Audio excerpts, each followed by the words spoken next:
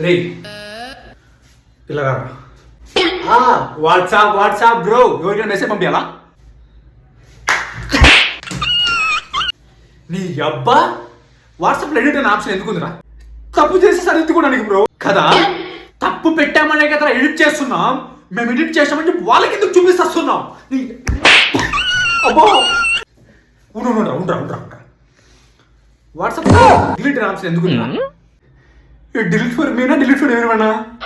Delete for everyone. తప్పుడు message పెట్టి delete చేయడానికి బ్రో కదా. పొర్రపాటిగా పెట్టినామనే కదరా డిలీట్ చేసి తొప్పుకుంటున్నాం. మేము డిలీట్ చేసి తొప్పించుకున్నామని చెప్పి వాళ్ళకి ఎందుకు చూపిస్తున్నాం?